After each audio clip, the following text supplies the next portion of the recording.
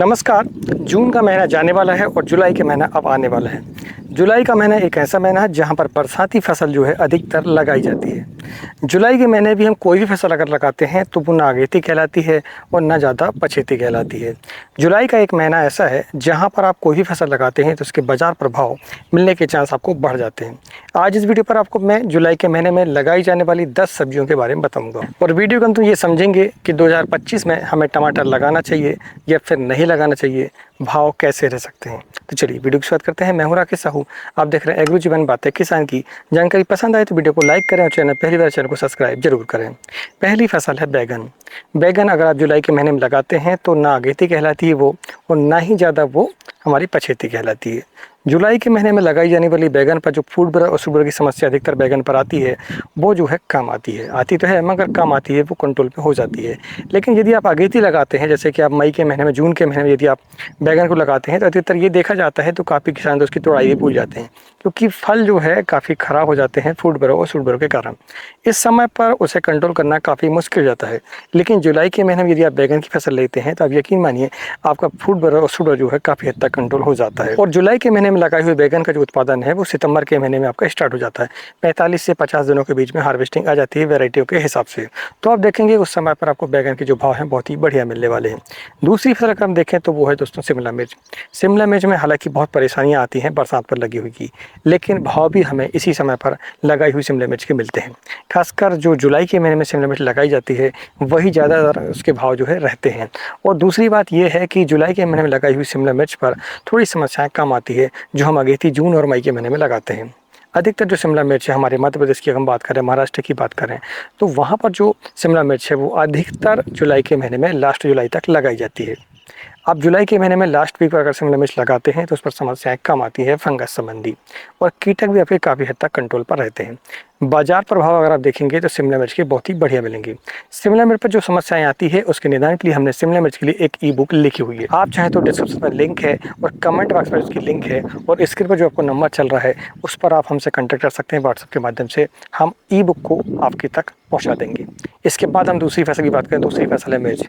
मिर्च भी ऐसी फसल है जो कि अगर आप जुलाई के महीने में लास्ट लगाते हैं तो यकीन मानिए आपको समस्याएं तो कम आती हैं, साथ में उसके बाजार प्रभाव बहुत ही बढ़िया मिलते हैं।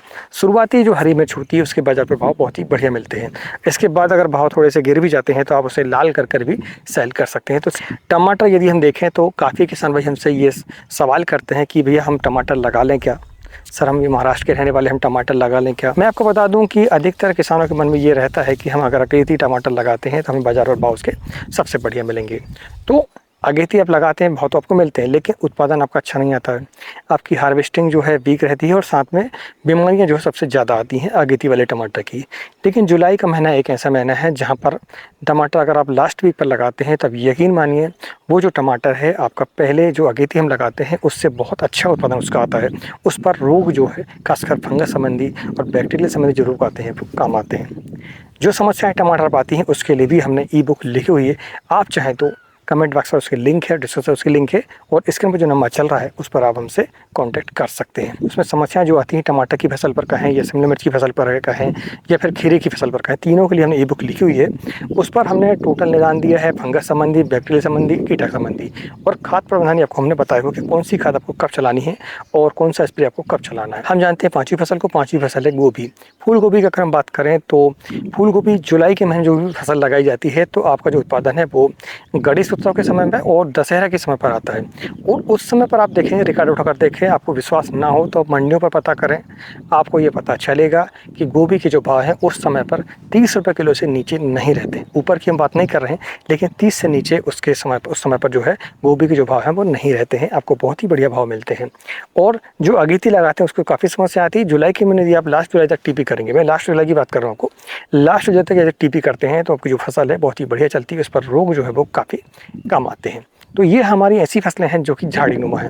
अब हम बात करते हैं 5 ऐसी फसलों के बारे में जो कि हमारी बेल वर्गीय फसलें हैं। बेल वर्गीय फसलों में यदि हम देखें तो सबसे पहली फसल है खीरा। खीरा एक ऐसी फसल है जो कि जुलाई के महीने यदि आप लगाते हैं तो अब यकीन मानिए आपको बाजार प्रभाव मिलेंगे ही। और उसके साथ में अगर आप देखें तो थोड़ी समस्याएं आती हैं खीरे पर। जो बरसात पर जुलाई के महीने में जो भी खीरा लगाता है तो उसे डाउन मिल्डी और पाउडर मिल्डी की समस्या काफ़ी हद तक परेशान करती है, लेकिन बाजार प्रभाव भी मिलते हैं। अब समस्या ये है कि उसका निदान आप कैसे करें, उसके लिए हमें ई बुक लिखी हुई है, आप चाहें तो कांटेक्ट कर सकते हैं हमसे। तो खीरा एक ऐसी फसल है जो कि अगर उत्पादन की हम बात करें तो 200 कुंटल 300 कुंटल तक प्रति एकड़ तक उत्पादन उसका लिया जा सकता है, बशर्ते आप उसका प्रबंधन अच्छे से करते हैं। तो खीरा आप इस समय पर लगाते हैं तो आपको भाव जो है बहुत ही बढ़िया मिलते हैं। इसके बाद हम बात करते हैं दूसरी फसल की, तो वो है लौकी फसल। लौकी अगर लास्ट जुलाई तक आप लगाते हैं तो बाजार प्रभाव बहुत ही बढ़िया मिलते हैं। और जो अगेती वाले हैं, जैसे कि हमने अभी जून के महीने में अगेती लगाया है, तो वो जो लौकी है वो ज़्यादा नहीं चलती है। लेकिन जुलाई लास्ट में अगर आप लगाते हैं तो आपकी जो लौकी है वो नवंबर दिसंबर तक बहुत आसानी से चल जाती है, कोई दिक्कत उसमें नहीं आती है। आपका जो उत्पादन है वो जून के महीने वाली से ज़्यादा आता है। भाव थोड़े से आपको 2 रुपये 3 रुपये आपको कम मिलेंगे जो जून वाली है उससे, लेकिन आपको उत्पादन अच्छा मिलेगा। दूसरा, आपको मेंटेनेंस ज़्यादा उसमें नहीं करना पड़ेगा, उस पर जो रोग आएंगे वो कंट्रोल हो जाते हैं, क्योंकि बारिश जो है थोड़ी सी डिले हो जाती है आपके सितंबर के महीने में। तो उस समय पर क्या होता है कि तापमान में अगर हम देखें थोड़ा सा डाउन हो जाता है, हल्की सी ठंडक मौसम में आ जाती है, ज़्यादा उमस नहीं होती है, यानी कि आर्द्रता ज़्यादा नहीं होती है, ह्यूमिडिटी ज़्यादा नहीं होती है, उसके कारण जो बीमारियाँ कम आती है। तो आप लौकी की फसल को इस समय पर लगा सकते हैं। इसके बाद हमारी तीसरी फसल है करेला। भैया करेला आप जुलाई के महीने में और दूसरा अगस्त के महीने में, इन दोनों को बीच का कॉम्बिनेशन आप करेंगे, यानी कि 15 जुलाई से लेकर 15 अगस्त तक जो भी करेला रखता है उस पर समस्याएं कम आती है और बाजार प्रभाव को सबसे बढ़िया मिलती है। कारण क्या है? कारण ये दोस्तों कि गर्मी के समय पर जो भी करेला लगाता है तो वो अगस्त आधे तक ज़्यादा से ज़्यादा वो टिक पाता है, इसके बाद वो नहीं चल पाता है। तो जो भी उत्पादन आपका सितंबर के महीने में आता है तो आप यकीन मानिए उसके बाजार प्रभाव बढ़िया मिलने ही वाले हैं आपके, इसलिए आप जो है करेले को लगा सकते हैं। अगर हम बात करते हैं चौथी फसल की, तो चौथी फसल है गिलकी। गिलकी भी वैसा ही मेंटेनेंस चाहती है जैसा कि करेला और लौकी है, और उसके बाजार भाव आपको सबसे बढ़िया मिलेंगे, क्योंकि जो आप अगेती लगाते हैं जो किसान, वो जो फसल है वो समाप्त हो जाती है। मैं आपको बता दूं कि बेलवर्गीय फसल जो भी किसान मई के महीने में जून के महीने में लगाता है तो आप देखेंगे उनकी जो फसल है वो ज़्यादा नहीं चल पाती है। यही कारण है कि जो भी किसान जुलाई के महीने में अगस्त के महीने में ये गिलकी की फसल का है, करेले की फसल इन्हें लगाता है, तो उस पर बाजार पर जो भाव है बहुत ही बढ़िया मिलते हैं। अच्छा, एक खास बात और ये है कि अगस्त के महीने में जुलाई के महीने में अधिकतर जो झाड़ीनुमा फसलें हमारी, जैसे कि बैगन है, आपका शिमला है, मिर्च है, टमाटर है, इन पर ज़्यादा किसान फोकस करते हैं, बेल वर्गीय फसलों की तरफ ज़्यादा फोकस नहीं करते हैं। और यही एक कारण है कि जो भी किसान इनकी तरफ जाता है तो फिर अच्छा पैसा कमाता है कम खर्चों पर। इसके बाद हमारी आखिरी और 10वीं फसल है दोस्तों बीन्स। बीन्स एक ऐसी फसल है, मैं आपको हर वीडियो में बताता हूँ कि बीन्स आप ज़रूर लगाएं। बीन्स जो भी किसान लगाता है तो कम खर्चों पर अच्छा उत्पादन तो मिलता ही है, साथ में यदि आप जुलाई के महीने में अगर बीन्स लगाएंगे तो आपको 40 रुपये किलो से नीचे उसके भाव नहीं मिलेंगे, आप लिख कर रख लें। बरसात के समय पर बीन्स के भाव कभी भी कम नहीं होते हैं। हाँ, दिसंबर के महीने में भाव इसके कम हो जाते हैं थोड़े, लेकिन नवंबर दिसंबर की बात करें तो थोड़े भाव कम हो जाते हैं। लेकिन आपका अक्टूबर का महीना जो है और लास्ट नवंबर तक अगर हम देखें तो बीन्स के जो भाव है बहुत ही कम चांस है कि वो नीचे आते हैं। आपको बाजार प्रभाव इनके बहुत ही बढ़िया मिलते हैं, खर्चे बहुत ही कम है क्योंकि इसका सीड रेट बहुत ही कम है। दूसरा, इस पर अगर हम अन्य खर्चों की बात करें तो पाउडर मिल्टी की समस्या आती है थोड़ी सी, और इल्लियों की समस्या आती है।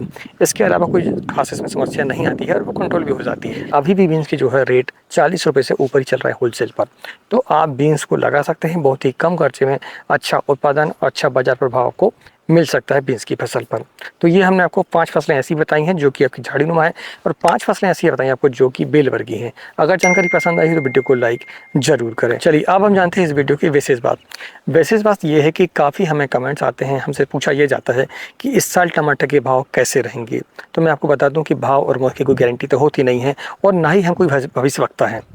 तो एक अंदाज़ा हम आपको बताते हैं कि इस साल कितनी लगवाड़ी है, मौसम कैसा है, उसके आधार पर ही हम एक आपको अंदाज़ा एक बता पाते हैं कि यार बाजार प्रभाव कैसे रहेंगे। 2025 जहाँ तक मैं मानता हूँ कि टमाटर के लिए उतने अच्छे नहीं रहने वाले। मैं आपको पहले ही ये बताना चाहता हूँ कि टमाटर के लिए 2025 उतना अच्छा नहीं रहने वाला है, क्योंकि बहुत रकबे पर टमाटर अब लगने लगा है। और क्या है कि पहले जो 2 साल पहले टमाटर के जो भाव रहे, पिछले साल जो टमाटर के भाव रहे 2000 कैरेट 5000 रुपये कैरेट तक टमाटर जो बिका, उसके कारण जो है टमाटर के प्रति किसानों का मोह भंग अभी तक नहीं हुआ है। उनने काफ़ी घाटा खाया है किसानों ने टमाटर में, लेकिन फिर भी आज भी उनको ऐसा लगता है कि टमाटर के जो भाव है बहुत ही बढ़िया रहेंगे। अभी भी अगर हम देखें तो जून में जो लास्ट जून चल रहा है अभी, उस पर भी टमाटर के भाव इतने नहीं हैं जितने हर साल होते हैं। और इतने भाव पर अगर हम देखें तो आपको ऐसा लगता ज़रूर है कि 700 रुपये का टमाटर, 800 रुपये का टमाटर बिक रहा है, किसान को कुछ मिलता हो। भैया नहीं मिलता है इतने में, क्योंकि इस पर जो है लागत ज़्यादा आती है। तो मैं आपको बता दूं कि 2025 में आपको टमाटर लगाना है तो एक सीमित दायरे पर लगाना है। ऐसा बिल्कुल नहीं करना है कि 5 एकड़ 10 एकड़ पर आपने टमाटर ही टमाटर लगा दिया। आपके पास जितनी ज़मीन है पूरे में टमाटर आपने लगा दिया, ऐसा बिल्कुल आपको नहीं करना है। आपके पास 5 एकड़ ज़मीन है तो भैया 1 एकड़ 2 एकड़ पर टमाटर लगा लो, 10 एकड़ है तो आपको 2 एकड़ 3 एकड़ पर लगा लेना चाहिए। तो इस तरीके से आप जो है टमाटर को लगाएं और उसके साथ में अन्य फसलों को भी लगाएं। तो आज की जानकारी आपको कैसी लगी प्लीज़ हमें कमेंट करके ज़रूर बताएं। मिलते हैं नई वीडियो में एक नई जानकारी के साथ। तब तक नमस्कार, जय हिंद, जय किसान, जय जवान।